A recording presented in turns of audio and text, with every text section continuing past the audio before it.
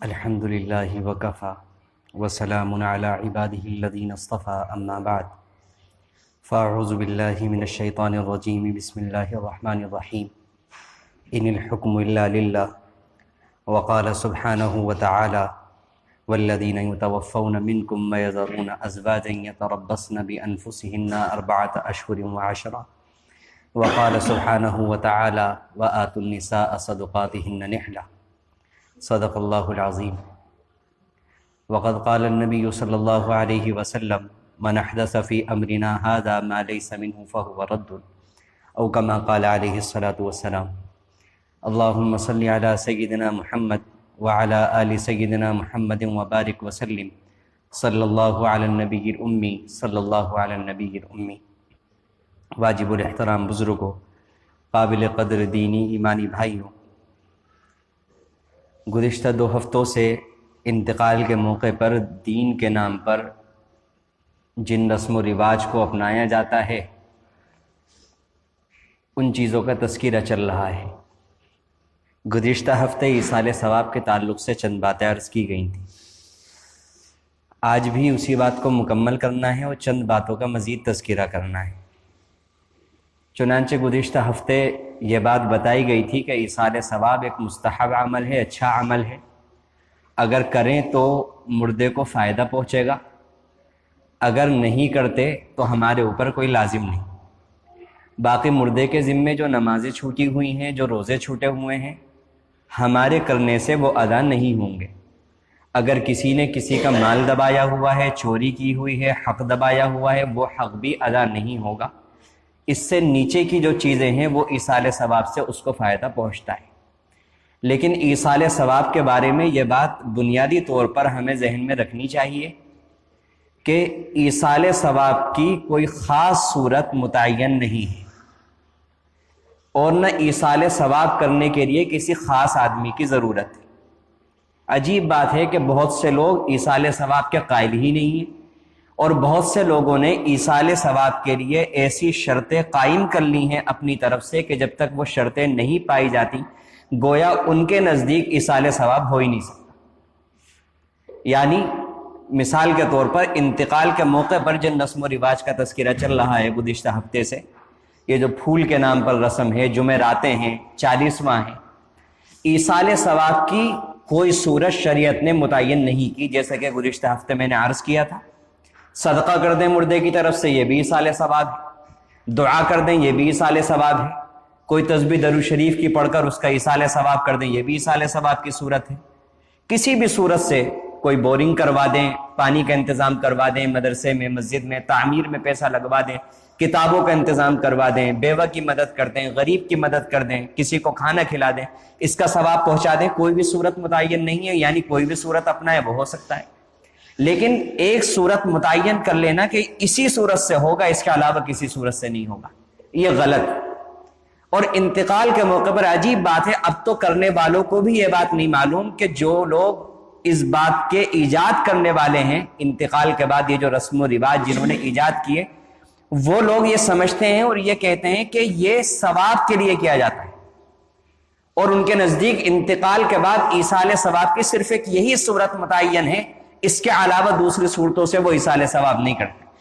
ایسا وہ زبان سے نہیں کہتے، لیکن ان کا عمل یہی بتاتا ہے، اور اس کی دلیل میں نے گزشتہ ہفتے عرض کی تھی کہ اگر اس کے علاوہ ان سے یہ کہو کہ خاندان میں ایک بیوہ ہے، بہت ضرورت مند ہے، یہ سارا پیسہ بچا کر آپ اس پر لگا دیں، یا اس کے علاوہ جن چیزوں کا آپ کے والد سے یا والدہ سے جن کا انتقال ہوا ہے سوال ہونا ہے قبر کے اندر، یعنی نمازیں چھوٹی ہوئی ہیں، اس کا فدیہ ادا کر دیں تاکہ ان پر سے بوجھ کم ہو جائے، تو ان لوگوں کا اصرار ہوتا ہے کہ نہیں، نہ تو فدیہ ادا کریں گے، نہ کسی بیوہ کی مدد کریں گے، نہ کسی غریب کی مدد کریں گے، نہ کسی یتیم کی مدد کریں گے، صرف یہی صورت کریں گے۔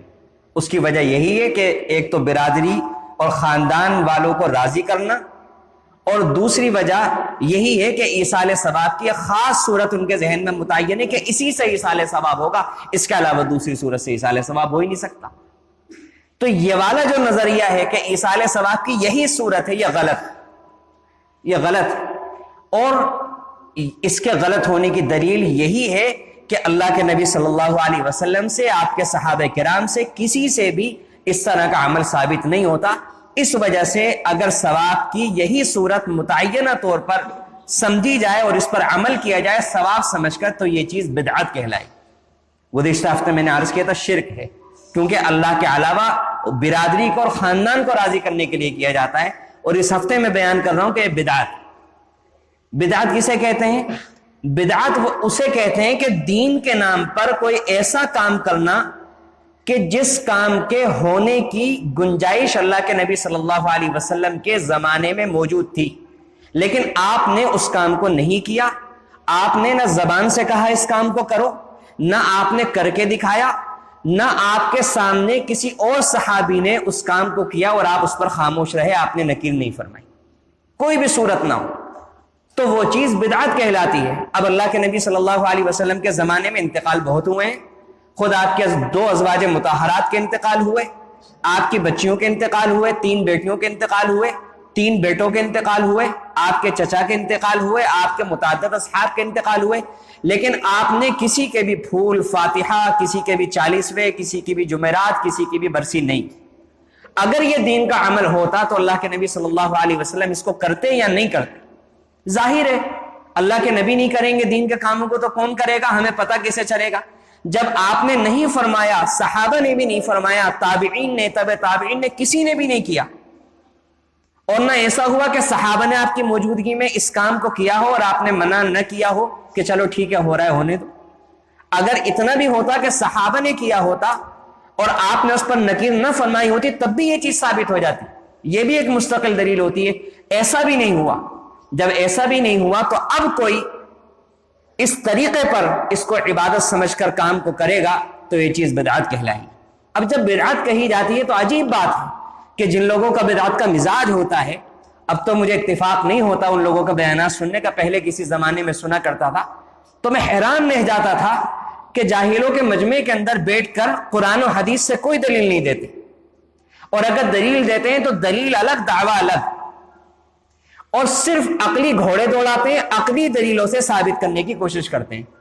اب جب یہ کہا جاتا ہے بدعت ہے تو یہ کہتے ہیں کہ مسجد کے اندر وضو خانہ بنانا، مسجد کے اندر بیت الخلاء بنانا، مسجد کے اندر مائک سے اذان دینا، ہوائی جہاز سے حرم شریف جانے کے لیے سفر کرنا، بجلی کا استعمال کرنا، موبائل کا استعمال کرنا، یہ بھی بدعت ہے۔ بھائی کیسے بدعت ہے کہ اللہ کے نبی صلی اللہ علیہ وسلم کے زمانے میں تو یہ چیز بھی نہیں تھی۔ اب عوام الناس جو ہوتے ہیں ان کے ذہن میں یہ بات اٹک جاتی ہے، سیدھی دماغ کے اندر گھس جاتی ہے، عقلی بات ہے کہ اس کو تو سب استعمال کرتے ہیں۔ تو ہمیشہ یاد رکھیے گا کہ بدعت میں اور غیر بدعت کے اندر یہ فرق ہے کہ بدعت میں وہ کام مقصود ہوتا ہے، وہ کام اصلیت کا درجہ رکھتا ہے، وہ کام اصل کا درجہ رکھتا ہے، وہ کام عمل کی حیثیت رکھتا ہے، اور غیر بدعت کے علاوہ جو چیز اگر کسی چیز کو مقصود سمجھ کر نہیں کیا جا رہا بلکہ وہ مقصود تک پہنچنے کا ذریعہ ہے تو وہ چیز بدعت نہیں ہو سکتی۔ اب وضو خانہ اور اسی طرح مائک اور اسی طرح مسجد کے اندر بیت الخلاء کا انتظام، یہ چیزیں مقصود نہیں ہیں۔ اسی لیے اگر کسی مسجد کے اندر ان چیزوں کا انتظام نہ ہو تو کیا وہ ہمارے یہاں مسجد نہیں سمجھی جاتی؟ وہ تو مسجد سمجھی جاتی ہے۔ یہ چیزیں اصل مقصود نہیں ہے، مقصود تو مسجد کا نماز کا ہی انتظام ہے، یہ چیزیں اس کے انتظام کے لیے ہیں۔ یہی وجہ ہے کہ آدھے سے زیادہ لوگ آج بھی استعمال نہیں کرتے، گھر سے وضو کر کے آتے ہیں، گھر سے بیت الخلاء سے فارغ ہو کر آتے ہیں، اور بہت ساری مسجدوں میں آج تک مائک کا انتظام نہیں ہے لیکن کوئی نکیر نہیں کرتا، کیونکہ یہ چیز دین کا حصہ مان کر کی ہی نہیں کی جاتی۔ اور یہ جو 40واں جمعراتیں برسیاں یہ جو کی جا رہی ہیں دین کا حصہ سمجھ کر کی جا رہی ہیں، اس میں دونوں بنیادی فرق ہے۔ اس کے بدعت ہونے میں اور اس کے بدعت ہونے کا کیا جوڑ ہو گیا؟ اور رہی بات بجلی کی اور ہوائی جہاز کی تو یہ تو دنیاوی چیزیں ہیں، ان کو ثواب سمجھ کر کون کرتا ہے؟ ان کو ثواب سمجھ کر ظاہر ہے کوئی بھی انجام نہیں دیتا۔ کون انسان یہ کہتا ہے کہ بجلی استعمال کرنے کی یہ فضیلت ہے یا یہ دین کا حصہ ہے؟ ظاہر ہے تو دنیاوی چیزیں ہیں، دنیاوی چیزیں جو بھی قیامت تک رائج ہوتی رہیں گی وہ چیزیں جائز ہیں، مباح ہیں، ان کا استعمال کرنا انسان کو کرنی چاہیے۔ تو ان عقلی دلیلوں کے ذریعے سے ثابت کرنے کی کوشش کی جاتی ہے، حالانکہ دین کا جو مدار ہے وہ عقلیات پر نہیں ہے۔ وہ چیزیں معقول بھی ہوتی ہیں، عقل کے مطابق بھی ہوتی ہیں، لیکن دین میں اگر کوئی بات ثابت کرنی ہے تو اس کی دلیل اللہ کے نبی کے قول سے دی جائے، اللہ کے نبی کے عمل سے دی جائے، حدیث سے دی جائے، قرآن کریم سے دی جائے، تب جا کر کے وہ چیز قابل قبول ہوگی۔ ایسے عقلی باتیں کرنے سے نہیں ہوتی۔ حضرت علی رضی اللہ عنہ فرمایا کرتے تھے کہ عقلی اعتبار سے چمڑے کے موزوں کے اوپر سردی میں جو مسح کیا جاتا ہے جو خفین ہے، تو عقلی اعتبار سے مسح نیچے ہونا چاہیے، کیونکہ استعمال کرتے وقت نیچے کے حصے کے اوپر مٹی وغیرہ لگتی ہے، اوپر تو نہیں لگتی. لیکن اللہ کے نبی صلی اللہ علیہ وسلم نے کیا طریقہ بتایا کہ اوپر کے حصے میں کرو. تو اصل تو اللہ کے حکم کی فرما برداری، اپنے عقلی گھوڑے نہیں دوڑانے. عقل کا تو مسئلہ یہ ہے کہ ایک انسان کو زنا کاری بھی ٹھیک لگتی ہے، ایک انسان کو زنا کاری بھی ٹھیک لگتی ہے، کیونکہ اس کے من مرضی کے مطابق ہے، اس کی عقل کے مطابق ہے. عقل کے ماروں کا تو یہ حال ہے کہ ایک انسان پاگل و دیوانہ ہو گیا اور اس کا حال یہ ہو گیا کہ وہ اپنے جسم سے نکلنے والے پیشاب پخانے کو خود استعمال کرنے لگا. تو کسی نے اس سے کہا کہ بھئی یہ کیا حرکت کر رہا ہے؟ تو اس نے کہا کہ یہ میرے ہی جسم کا تو حصہ ہے، میرے ہی جسم میں سے تو چیز نکل رہی ہے، اگر میں اس کا استعمال کرتا ہوں تو کیا حرج ہے؟ میرے ہی تو جسم کی چیز ہے، میں ہی استعمال کر رہا ہوں. تو عقلی اعتبار سے تو یہ فلسفہ بھی ٹھیک ہو جاتا ہے. تو اللہ تعالیٰ نے دین کا جو نظام رکھا ہے وہ اللہ کے نبی صلی اللہ علیہ وسلم کی احادیث پر، آپ کی سنتوں پر، آپ کے طریقے پر، قرآنی طریقوں کے مطابق رکھا ہے. تو اس لیے یہ جو عمل ہے یہ بدعت ہے، اور بدعت بڑا بدترین عمل ہے. بدعت سے کیا ہوتا ہے کہ جو انسان بدعت کا مرتکب ہوتا ہے وہ انسان کبھی اپنے عمل سے توبہ نہیں کر پاتا. اس کی وجہ کیا ہوتی ہے؟ اس کی وجہ یہ ہوتی ہے کہ بدعتی بدعت کو جو انجام دیتا ہے تو ثواب سمجھ کر کر رہا ہے. اب کوئی انسان ثواب کی چیز سے توبہ کیوں کرے گا؟ اس لیے اسے توبہ کی توفیق ہی نہیں ہوتی. اور عجیب بات ہے کہ جو لوگ بدعتوں کے مرتکب ہوتے ہیں، بڑے علماء نے یہ بات لکھی ہے کہ وہ لوگ سنتوں سے دور جاتے ہیں، سنتوں سے دور بھاگتے ہیں. اعلان یہ ہوتا ہے، شور یہ مچایا جاتا ہے کہ ہم تو نبی کی محبت کے اندر یہ کام کر رہے ہیں، لیکن آپ ان کا حال دیکھیے کہ جس دن نبی کی محبت کے جلوس نکالتے ہیں اسی دن ظہر کی نماز، عصر کی نماز، مغرب کی، عشاء کی، فجر کی کوئی سی نماز نہیں ادا کی جاتی. یہ کون سی محبت ہوتی؟ دعویٰ یہ ہوگا، اور آپ ان کا چہرہ دیکھیں، آپ ان کے چلنے کا انداز دیکھیں، آپ ان کی بدنگاہی کو دیکھیں، کوئی بھی چیز بس اس عمل کے علاوہ جس کو وہ کہہ رہے ہیں کہ سنت کے مطابق ہے، اس کے علاوہ آپ کو ان کا کوئی بھی عمل سنت کے مطابق نہیں نظر آئے گا. بدعتی ہمیشہ عمل کا چور کے ملے گا. آپ اندازہ کر لیں کہ جو لوگ درگاہوں پر جانے والے اور طرح طرح کے خرافات بدعات کے اندر مبتلا ہوں گے، آپ ان کو دیکھیں کہ وہ نمازی نہیں ہوں گے. اللہ توفیق ہی چھین لیتے ہیں نیک عمل کی، وہ سنت کے مطابق زندگی گزار ہی نہیں پاتے. بھلا جس کو اللہ کے سامنے سجدہ کرنے کی توفیق ہو، اس کو کیا ضرورت ہے کہ وہ آستانے پر اور مزاروں کے اوپر جا کر کے وہاں پوجا کرے گا، پرستش کرے گا؟ بھلا جس کو اللہ کا در نصیب ہو، جو اللہ سے مانگنے والا، اس کو کیا ضرورت ہے کسی بزرگ سے جا کر اولادیں مانگے گا یا اپنے کاروبار کے لیے وہاں پر جا کر کے دعائیں کرے گا؟ اللہ کے بعد بھی کسی کی ضرورت رہ جاتی. تو اس لیے بدعتی جو شخص بدعتوں کا مرتکب ہوتا ہے وہ سنت سے محروم ہوتا ہے، وہ سنتوں پر عمل ہی نہیں کرتا.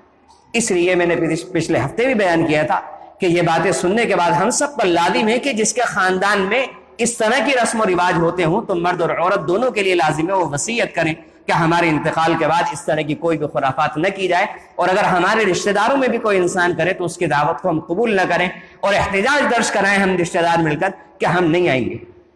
اس طرح سے کچھ وقت کے بعد یہ بدعات، یہ چیزیں ختم ہو جائیں گی. اور اس کا سب سے اچھا طریقہ یہ کہ اگر کچھ کرنا ہی چاہتے ہیں تو ان کے ذمے جو نماز ہے ان کا فدیہ ادا کریں تاکہ ان کا بوجھ کم ہو جائے. جو وہ روزے چھوڑ کر گئے ان کا فدیہ ادا کریں تاکہ کچھ بوجھ کم ہو جائے. ایک بات تو یہ عرض کرنی تھی.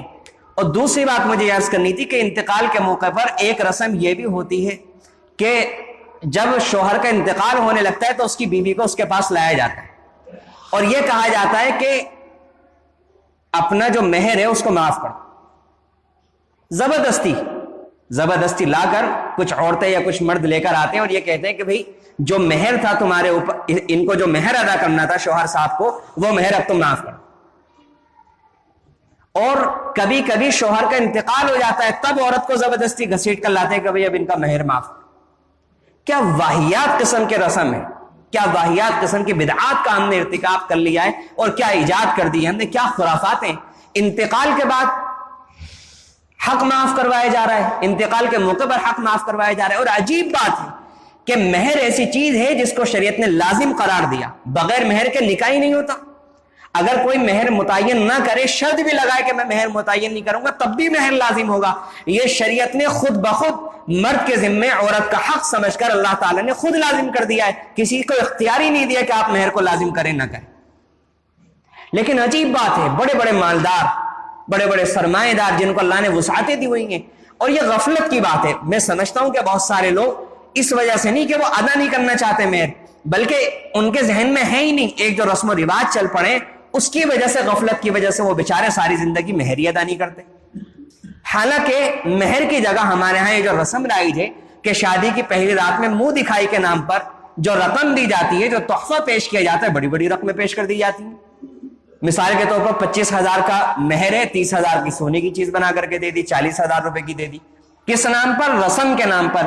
لیکن جو اللہ کا حق تھا، جو اللہ نے فرض کیا تھا، اس کے ادا کرنے کی فکر ہی نہیں کی جاتی. 30 سال شادی کو ہو گئے، 40 سال ہو گئے، 50 سال ہو گئے، بوڑھے ہو گئے. اور عجیب بات ہے، بڑی شرم کی بات ہے کہ بہت سے لوگوں کی زبان سے یہ بھی سننے میں آتا ہے کہ ساری زندگی کھلایا، مہر بھی ادا کریں. لا حول ولا قوت الا باللہ. تم نے کھلایا؟ ایک مسلمان کی زبان کا تو یہ جملہ نہیں ہو سکتا. جس کے دل میں ایمان ہو وہ تو ایسی باتیں نہیں کیا کرتا. ہم کھلانے والے ہیں، ہماری کیا اوقات اور حیثیت ہے ہم کسی کو کھلائیں گے؟ بہت ممکن ہے، بہت ممکن ہے کہ اللہ تعالیٰ نے بیوی بچوں کی برکت سے تمہیں کھلا دیا. تم کیا کھلاؤ گے؟ تمہاری کیا اوقات اور حیثیت ہے؟ ہماری کیا اوقات حیثیت ہے؟ ہم بچوں کو کھلائیں گے، ہم بیوی کو کھلائیں گے. کھلانے والی ذات اللہ کی ہے. اللہ رازق ہے، رازق ہم نہیں ہیں. ہم تو صرف ڈاکیاں ہیں. ہم ہاتھ پیر ہلاتے ہیں، اللہ تعالیٰ دے دیتے ہیں. ہم دوسروں کی خدمت کر رہے ہیں، ان کی برکت سے اللہ تعالیٰ ہمیں بھی دے رہا ہے. ہم کھلائیں گے کسی. تو میرے عزیز و قابل احترام بزرگوں، یہ جاہلانہ باتیں تو ہماری زبانوں پر آنی نہیں چاہیے. کہ ایمان والا کہہ ہی نہیں سکتا یہ بات. جو چیز شریعت نے رکھ دی، شریعت میں بات ختم. اب کچھ بھی جملہ بولنے کی گنجائش ہی نہیں ہے. اور بعض لوگ یہ کہتے ہیں کہ 1 لاکھ روپے مہر باندھ تو کون سا ادا کرنا ہے. یہ بھی جاہلانہ بات ہے، بہت غلط بات ہے. کیا ہم مذاق بنا رہے ہیں خود دین کا؟ کیا ہم مذاق بنا رہے ہیں اس حکم کا جو اللہ تعالیٰ نے لازم کر دیا ہے؟ قرآن کریم میں فرمایا وَآتُوا النِّسَاءَ صَدُقَاتِهِنَّ نِحْلَةً، اپنی بیویوں کو مہر خوشی کے ساتھ. لہذا خوب اچھی طریقے سے ذہن نشی کر لیں کہ عورت اگر ایسے موقع پہ جب انتقال ہو رہا ہو مہر معاف کرتی ہے، کوئی اعتبار نہیں، اللہ کے یہاں معاف نہیں ہوگا. انتقال کے بعد معاف کرے تو اس کا تو کوئی مطلب ہی نہیں. زندگی میں بھی علماء لکھتے ہیں کہ عورت شرم کی وجہ سے معاف کرتی ہے. اور میں نے ذاتی طور میں نے تجربہ کیا بہت سے لوگوں کو، جب میں نے مہر کے لیے کہا اپنے اہل تعلق کو، تو انہوں نے کہا کہ ہماری اہلیہ منع کر رہی ہیں. میں نے ان سے کہا زبردستی دے دیں، اگر پھر واپس کریں تب کی بات الگ ہے. چنانچہ اب تک جتنے بھی لوگوں کو میں نے کہا اور انہوں نے مہر دیا، کسی نے واپس نہیں کیا. پتہ چلا صاف بات ہے کہ شرم کی وجہ سے بیچاری عورت کو جھجک اور شرم محسوس ہوتی ہے، وہ منع کرتی ہے. اب نکالا ہی نہیں جاتا، نکالنے کی نیت ہی نہیں ہوتی. وہ کہتے ہیں کہ جی ہم مہر دیں گے، تو وہ منع کر دیتی ہیں بیچاری. تو اس لیے مہر ادا کرنا لازم ہے، فرض ہے، نماز کی طرح فرض ہے. خوب اچھی طریقے سے ذہن نشی کر لیں، یہ عورت کا حق ہے، اللہ تعالیٰ نے فرض کیا ہوا ہے. اس لیے جن لوگوں نے مہر ادا نہیں کیا ہوا ہے، وہ اپنا مہر لازم سمجھتے ہوئے، فرض سمجھتے ہوئے وہ اپنے مہر کی ادائیگی کی فکر کریں. نہیں تو کیا ہوگا؟ نہیں تو اللہ کے نبی صلی اللہ علیہ وسلم کا فرمان، اللہ کے نبی کا فتویٰ، اللہ کے نبی کی حدیث سن لیں کہ جس انسان نے نکاح کیا اور نکاح کرتے وقت ہی اس کا ارادہ تھا کہ میں مہر ادا ہی نہیں کروں گا، اس لیے باندھو 1 لاکھ 1.5 لاکھ، بس لوگوں کو دکھانا ہی تو ہے، اعلان ہی تو کروانا ہے، مجھے تو ادا ہی نہیں کرنا. کہانی زبان سے، دل میں ارادہ تھا. اللہ تعالیٰ کیا دلوں کے بھید سے واقف نہیں ہے؟ اللہ تعالیٰ کیا دلوں کی نیتوں سے واقف نہیں ہے؟ حدیث میں اللہ کے نبی صلی اللہ علیہ وسلم نے فرمایا کہ دنیاوی احکام کے اعتبار سے تو اس کا نکاح مانا جائے گا، لیکن آخرت میں قیامت کے دن یہ انسان بغیر نکاح کے مانا جائے گا، اور یہ انسان اللہ کے سامنے زانی بنا کر اٹھایا جائے گا، کیونکہ مہر کے بغیر نکاح ہی نہیں ہوتا. تو جب اس کی نیت نہیں تھی تو دنیاوی اعتبار سے تو ہو گیا، آخرت کے اعتبار سے نکاح نہیں ہو.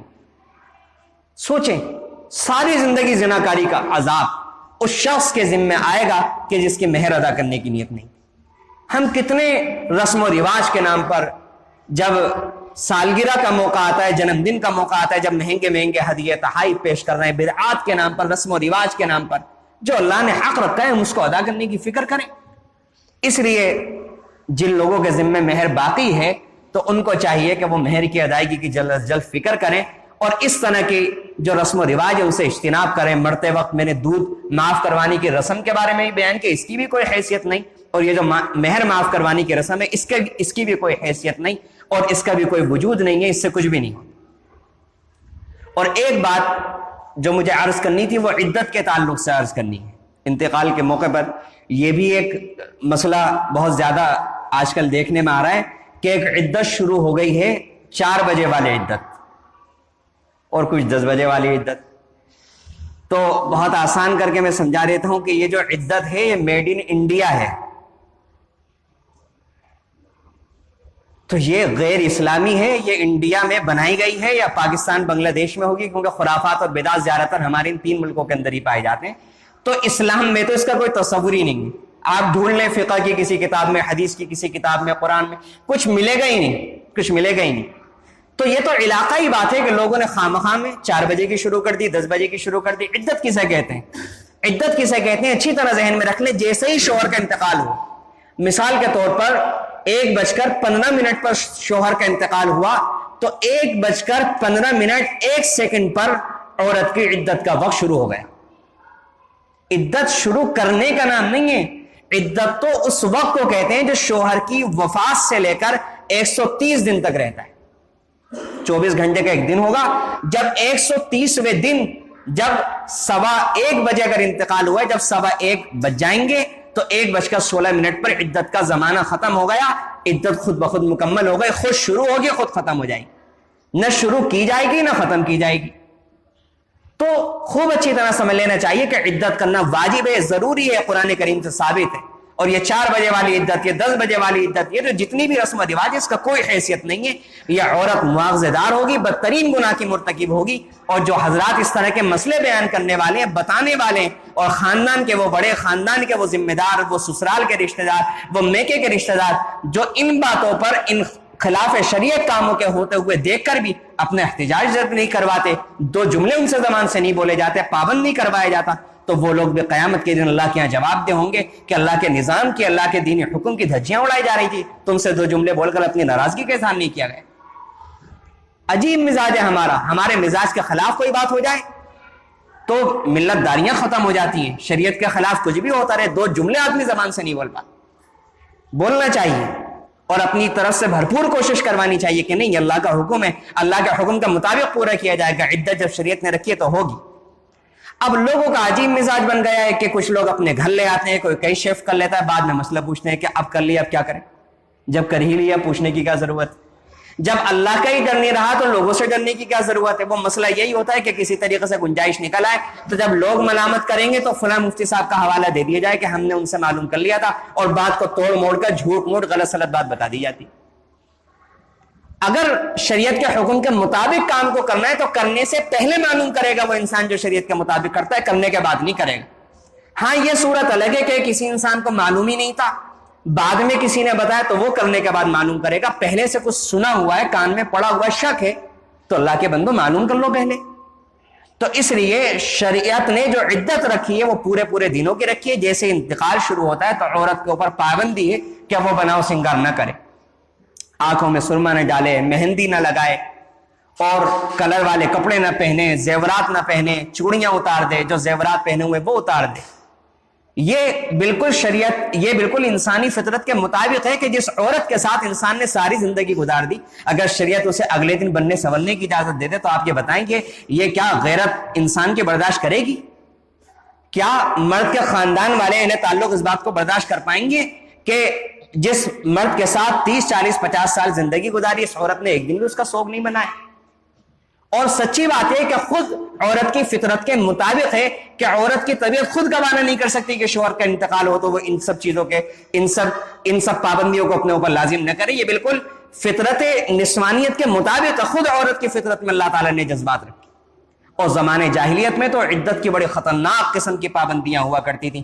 پورے 1 سال کے لیے بند کوٹھری میں ڈال دیا جاتا تھا, نہ کپڑے پہننے کی اجازت ہوتی تھی, نہ نہانے کی اجازت ہوتی تھی, نہ لوگوں کے ساتھ کھانے پینے کی اجازت ہوتی تھی. شریعت نے تو ایسی کوئی پابندی نہیں رکھی, سب کے ساتھ کھائیں پیئیں رہیں سہیں. جن لوگوں سے عام دنوں میں پردہ تھا انہی لوگوں سے عدت کے دنوں میں بھی پردہ ہے. لیکن مسئلہ یہ ہے کہ ہمارے عام طور سے پردے کا خیال نہیں کیا جاتا, اس لیے لگتا ہے کہ پردے کی پابندی ہے, حالانکہ عدت میں الگ سے کوئی پردہ نہیں ہے. جن لوگوں سے عدت کے علاوہ پردہ ہے انہی سے عدت میں بھی پردہ ہے, جن سے عدت کے علاوہ میں پردہ نہیں ہے ان سے عدت میں بھی پردہ نہیں ہے. ہاں عدت کے نام پر یہ کہا جاتا ہے کہ آسمان سے بھی پردہ کرنا چاہیے, تو اس کی کوئی حیثیت نہیں ہے. آسمان سے پردہ کرنے والی جو بات ہے یہ جاہلانہ بات ہے, اس کی شریعت میں کوئی حیثیت نہیں ہے. اسی طرح شوہر کے انتقال کے بعد نہلانے کی جو رسم ہو گئی اس کی بھی شریعت کے اندر کوئی حیثیت نہیں. اور یہ جو 4 بجے والی اور 10 بجے والی عدت ہے اس کا بھی میں نے عرض کیا کہ اس کی بھی شریعت کے اندر کوئی گنجائش اور کوئی حیثیت نہیں ہے۔ اللہ تعالیٰ نے جس حکم کو جس طریقے پر رکھا ہے ہمیں اس حکم کو اسی طریقے پر رکھنا چاہیے۔ تو عدت جو ہے یہ شریعت نے واجب رکھی ہے، اسی لیے اگر کسی عورت کے شوہر کا انتقال ہو جائے تو اس کو چاہیے کہ 4 مہینے 10 دن تک یہ جو پابندیاں شریعت نے رکھی ہیں ان پابندیوں کو اپنے اوپر لازم کرے، اپنے لیے اللہ کا حکم سمجھتے ہوئے، ثواب کا ذریعہ سمجھتے ہوئے ان پابندیوں کو خوش دلی کے ساتھ قبول کرے اور عدت اللہ کے حکم کے مطابق گزارنے کی بھرپور کوشش کرے۔ اور دوسرے لوگوں کو بھی چاہیے کہ وہ تعاون پیش کریں۔ یہ سوالات کیے جاتے ہیں، یہ بات کہی جاتی ہے، عذر رکھے جاتے ہیں کہ وہاں پر کھانے کا انتظام کیا ہوگا، کھانے کا کیسے انتظام ہوگا۔